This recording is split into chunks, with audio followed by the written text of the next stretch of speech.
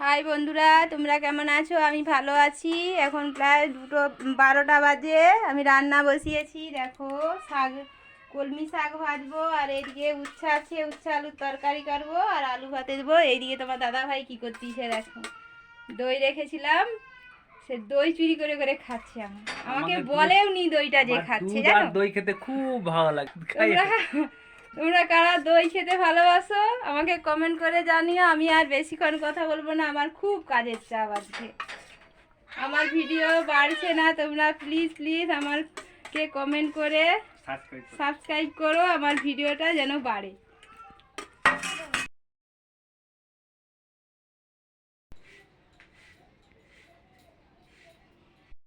High বন্ধুরা, তোমরা কেমন আছো? আমি ভালো আছি।